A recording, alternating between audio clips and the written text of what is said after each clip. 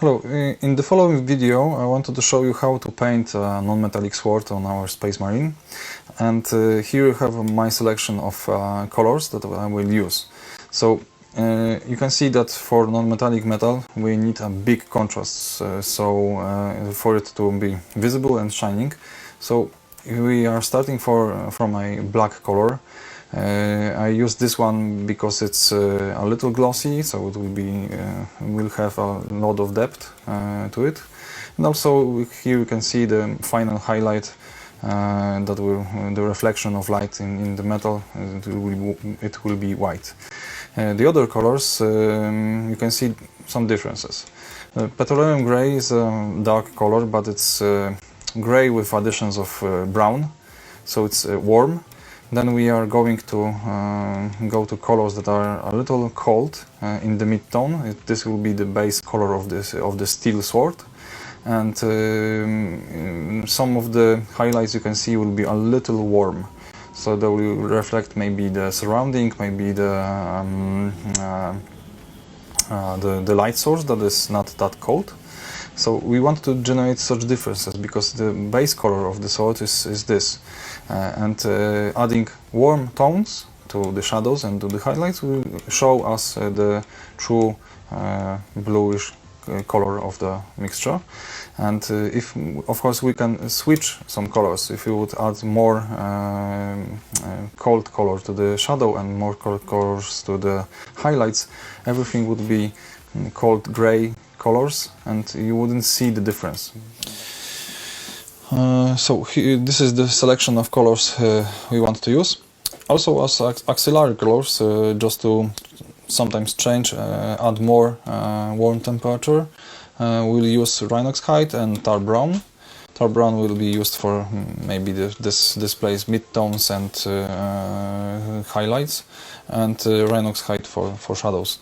So in some places we will want to add even more stronger warm colors, so that's why I selected those two.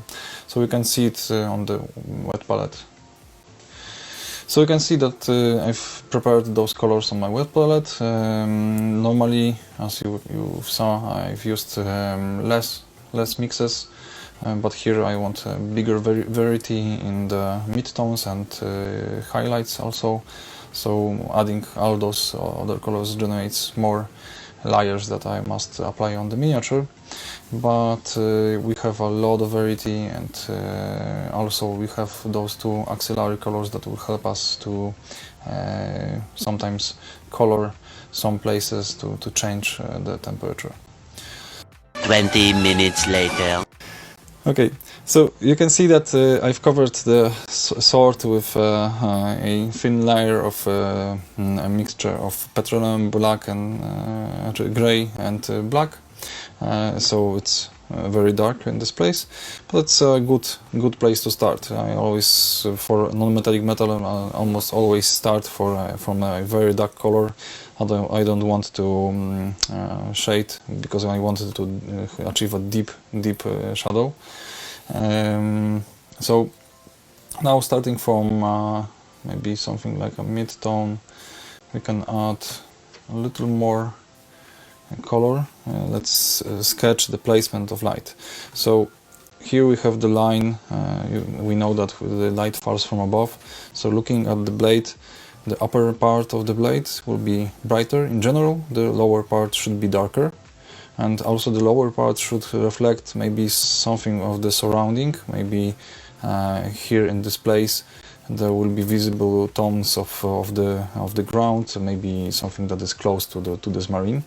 So here we can change the color of the blade a little using our warm tones. But let's sketch the highlight. So here at the tip of the blade, and it's even more interesting to show the tip, because if you can see the miniature, most of the light will be focused here. So adding additional focal point at the tip of the blade will generate a big contrast and will give space for the non-metallic metal to shine a little more. So sometimes it's very important to place all the highlights in right space, just to show something interesting. And also, as a rule of thumb, you can always think about placing highlights like this, and then the following surface that is close to it should be dark. So this will generate a big contrast between the light reflected here and the shadow here. So this part will shine even more. And then here we should keep a dark space, just for additional contrast, and here also there will be a highlight, maybe a smaller one, but it will be here. Yeah, so that's the upper part, and on the lower part we want to keep this line of separation maybe as dark as it can get, so maybe coloring only the edge of the blade. You can add a highlight in the middle, yeah, and just a small outline here, something like this. Yeah, so here there will be more reflected light, and here two highlights. So let's add a little more to the sketch. So now let's add more brighter colors to the sketch. So at the bottom we want further to make a big difference. Also the line of the sword can also be brighter. And here, that. Just remember it's only a sketch, so we'll refine it later. And also here, close to the hilt.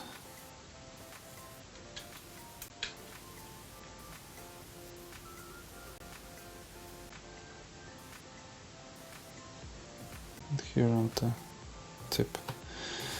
So we can see that it's also gaining more contrast. Also it will be very important to generate the edge highlight here. So next up, maybe use something like this, almost the final highlight, and add it on the end.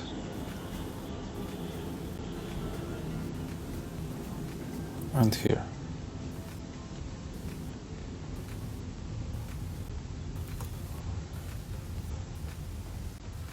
So this will be our plan to execute on this sword. Also we want to keep this space a little darker, because at the end we will paint all those details in red, so that they are shining with energy, adding a OSL effect. And for OSL effects we need a space that is darker for them to be visible. Okay, so now let's start refining this.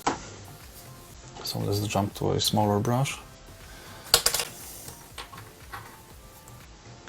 Starting from the shadows, let's use black. Let's use black just to add more depth to all the shadow areas.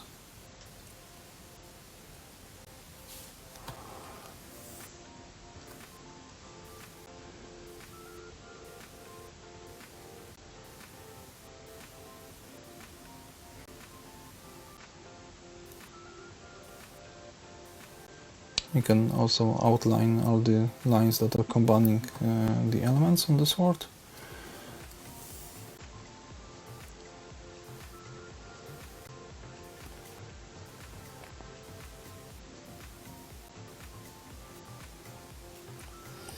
If you don't want the shadows to be pure black, you can always mix them a little with very deep dark blue. So they will be a little more in line with colors, but I know that I will add more colors when combining the other elements, such as the hilt that will be gold, and also here all the elements that will shine with red, so it will change later. So now let's add more the standard tone, maybe Now maybe we can add more shadow even here. Just small space.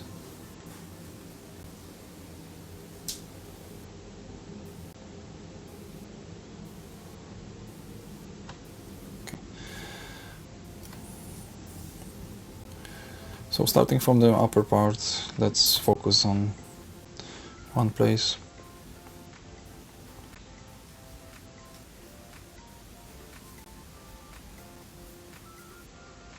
You can add more highlights. You can see that the petroleum gray adds more warmth to the surface.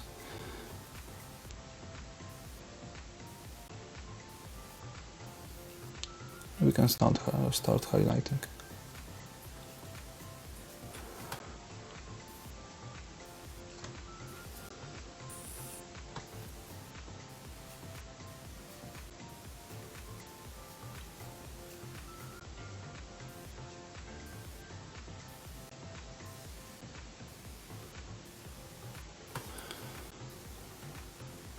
Can jump around a little to the other side, so we give the occasion for the paint to dry a little.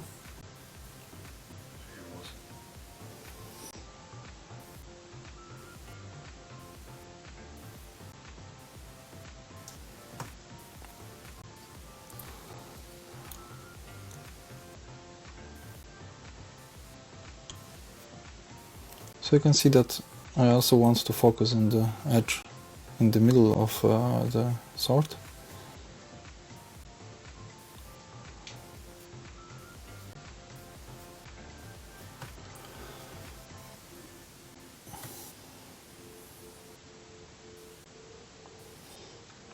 As I mentioned it in a previous video, I often don't clean the brush between taking different tones. Most of the time it can be damaging for the brush, but it's also helpful because the paint mixes on the brush, so it's easier to get smooth transitions. Of course, also we can change directions of the brush strokes just to achieve smooth blends.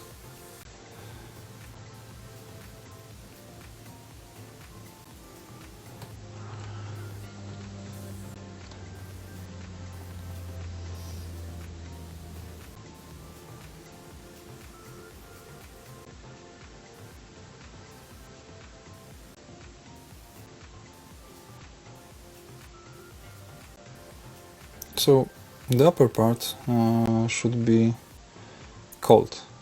Here we should be able to see the full color of the blade and a blue tone in it. And the lower part we will keep a little warmer. We'll add additional colors to it.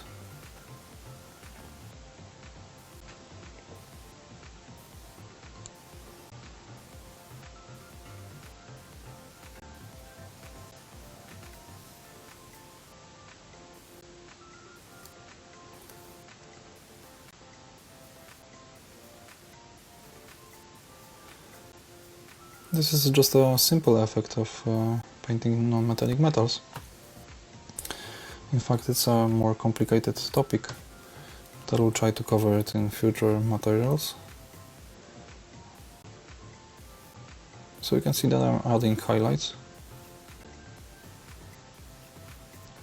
Also, the sketch helps us a little, because even if I'm adding not that bright colors, that they will be more visible on a bright undercoat.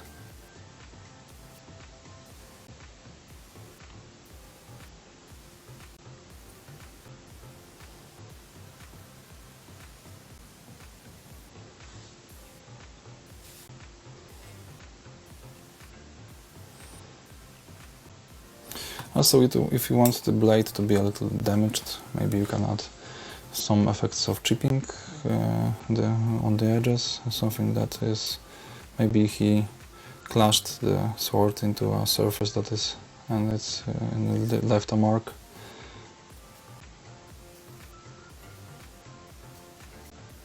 So during the highlighting process you can add some small irregularities. If you will keep them delicate, they will blend and add to the overall feeling of the blade.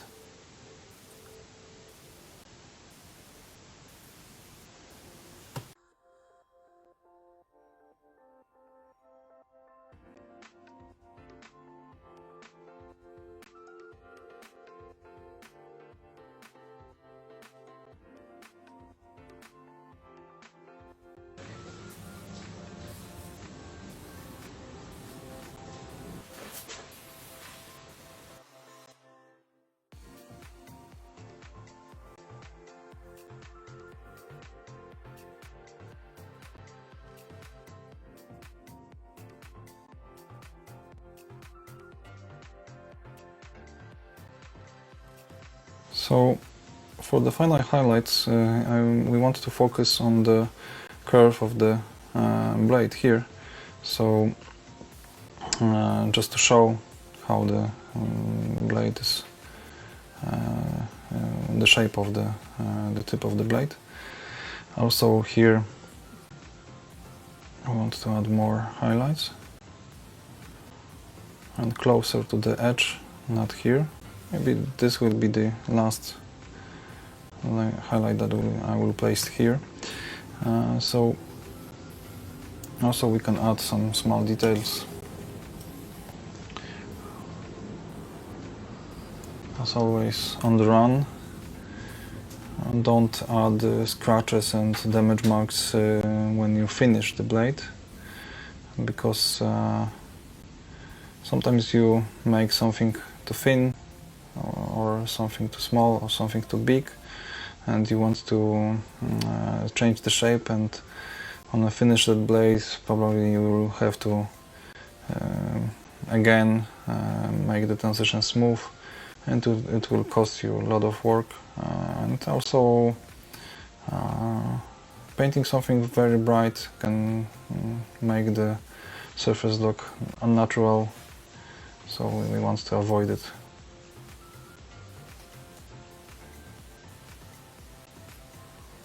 So you can see that on the run I add small scratches.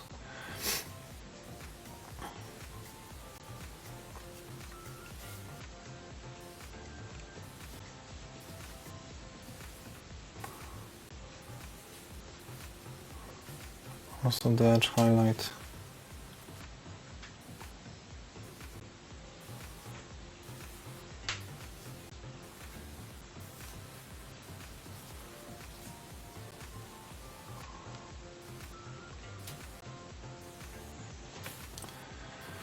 This will give us a lot of detail on the end.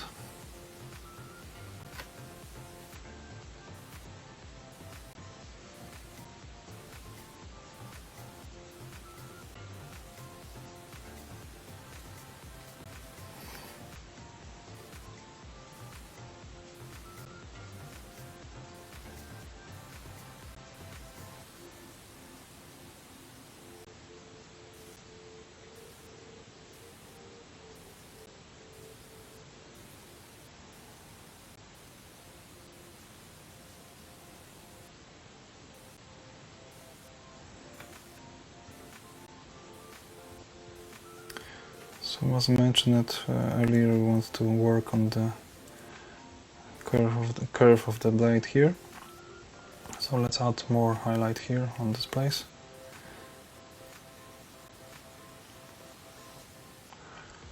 You can see that I'm painting small streaks just to accent on this space.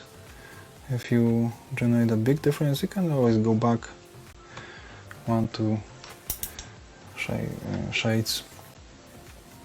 So it will be easier to modulate and also to smooth the transition.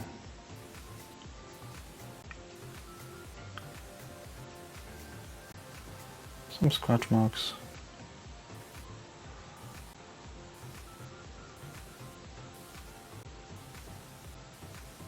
So maybe a little more here.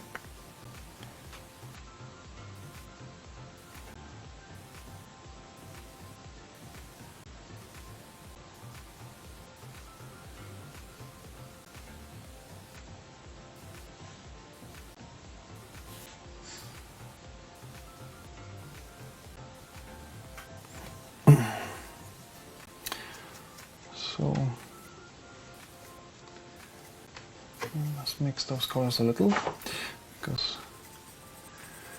sometimes when you paint a long time, the paint will separate, the pigment will separate from the medium, so it's good to mix the colors on the palette just a little for them to cover better.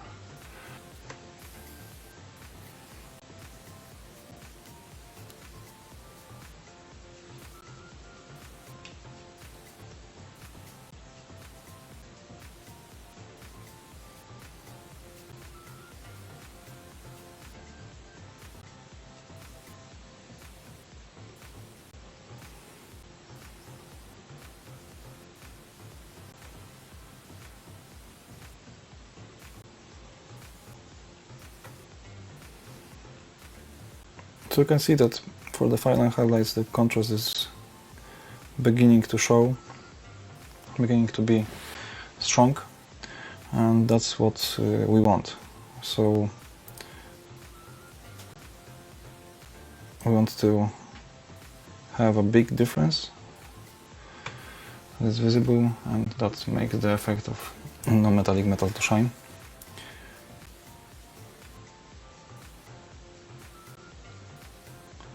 Also, I recommend to use strong white, because you want the white to be very shiny, we want it to be visible on the final surface. Some pigments aren't that strong. Some people use artist pigments for it. I use the scale primer, sometimes the normal scale paint, just to do it.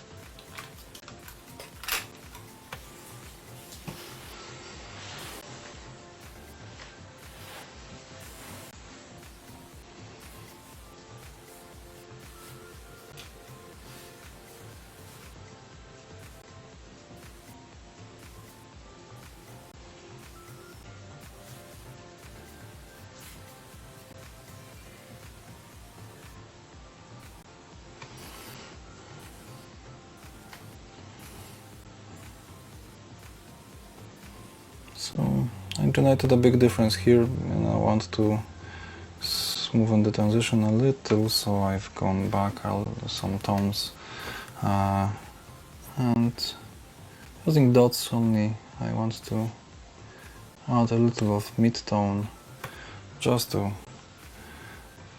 look for it to look more natural. And this is almost white.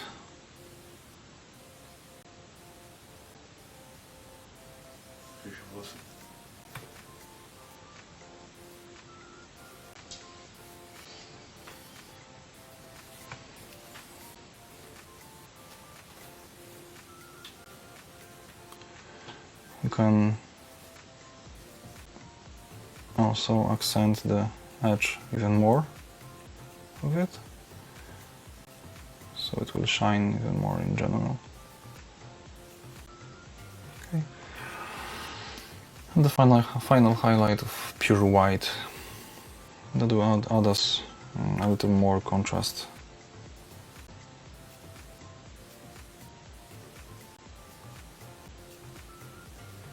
So you can see most of the time I make small dots, small lines, just to generate texture, but also it adds a feeling of irregularity on the blade. So one side of the blade is finished, yeah? So you can see that it has a lot of contrast between pure white and pure black, yeah? So now we want to paint the lower side here, and also I intentionally left this place very dark because we will add a OSL effect to this place, and it will fill this surface a little more, and also add variety in color, because we want to add a red color here also for the eyes. So it will even more show the bluish colors on the blade. But now let's focus on the lower side. Yeah. So maybe let's rotate a little. So you can see that the blade is the lower highlight should be in the place where here you have the darkest place, because we want to have the difference. So here it's bright, here is dark, here is bright, here is dark, and here is dark, here is bright. Yeah, we want it to be on the opposite side of the blade. But also we can look at this in a logical manner. So when the light falls from above, it will catch on this edge, and also maybe here a little, maybe a secondary reflection from the surrounding. And the bottom side should be darker because it will catch less light, but maybe here you can see something reflected from the surrounding. Yeah? So starting from the darkest colors, we can fix a little the line that is combining these two surfaces, because when painting the other side, you can go to this one, maybe the line won't be that visible, but now let's fix this. It will look more aesthetic.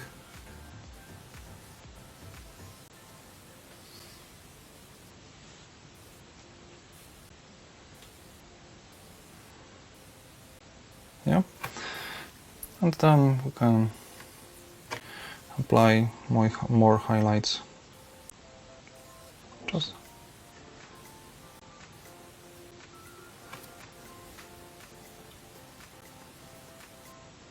Just here.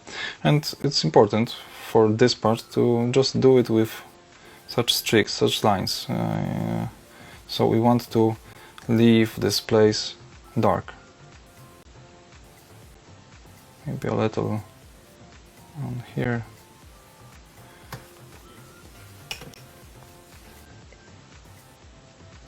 Also, we can add more warm colors because the light that is reflected from the surrounding can have different colors.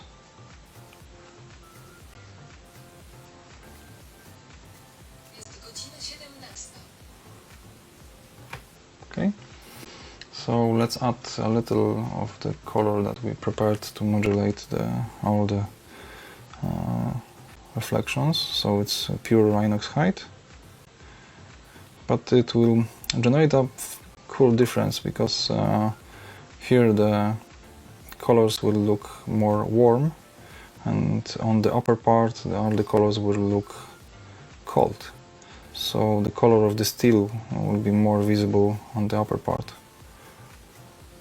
And we want that sort of contrast on miniatures. We want to generate differences in temperature, we want to show different things. So it's always good to think what surroundings the miniature occupies. In our case, I envision it as a old manufactory that will have a lot of rust, maybe worn surfaces. So we can add a lot of brown to the base. Maybe even orange. Something that will work well with the whole miniature, but it will give a big contrast, because now the main color on the armor is blue. Most of the miniature is called blue. So if we will put him on a base that is also cold and maybe blue or gray, he won't be that visible. But if we will put him on a base that is warm and maybe in complementary colors, the miniature will be very, very visible. But also all the colors that are complementary will give us a big difference, and they will be more saturated, more visible in the end result. So we want to think about this when planning colors on miniatures. but more about this later in later materials.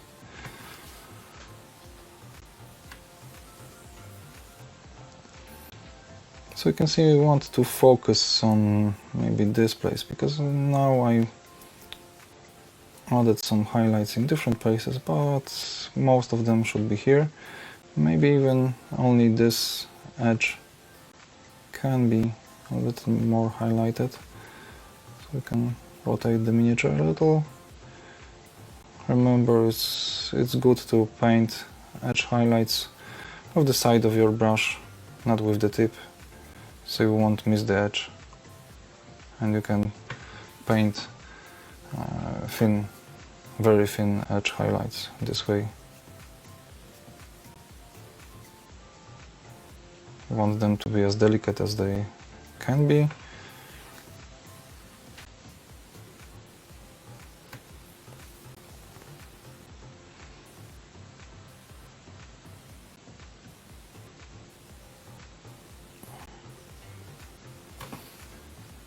Also,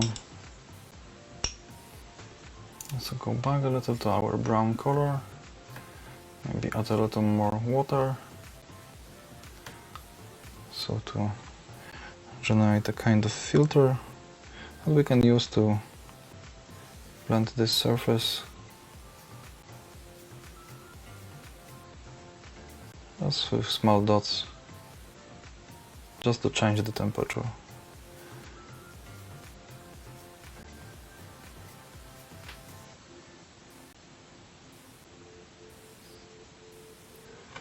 Okay, let's go back to highlights.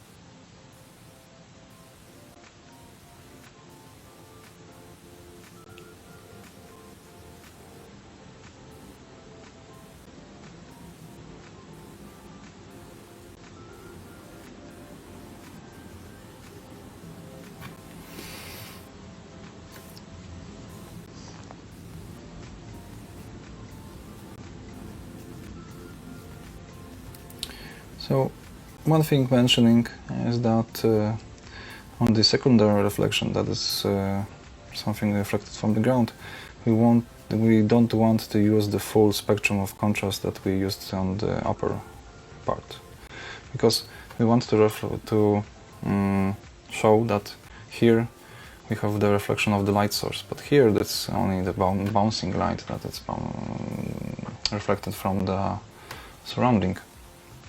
So here we'll add less highlights. So only to a part. Maybe cutting out those 3 last colors will be sufficient.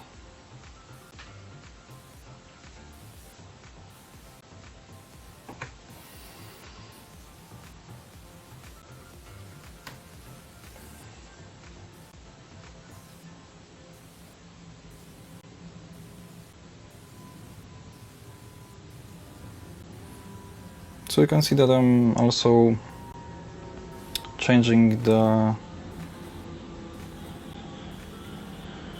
amount of the surface that I'm covering with those colors, so it's less and less with each highlight.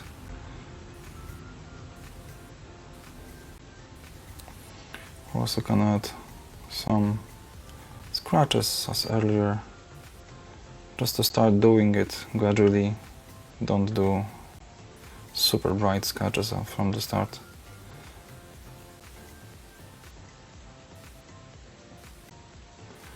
Okay.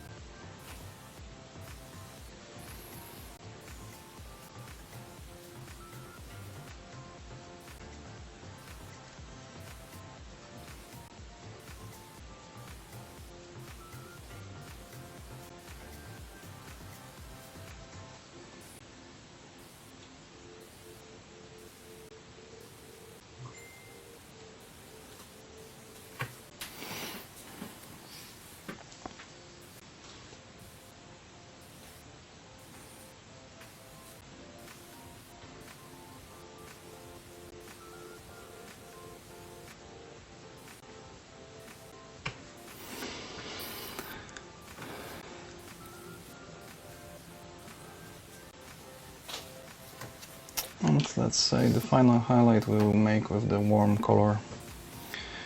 Even if you will generate a big difference now, but we want to add warm colors to the highlight because, as I mentioned earlier, it's reflected light. Even if the difference is too big, then we can always go back a little, overpaint it with some a little darker colors, darker shades, but we want this color to be visible here.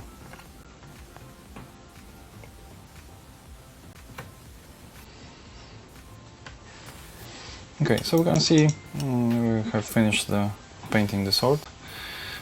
So as planned, here we have the reflection of the main light source that is coming from above and reflecting in the blade.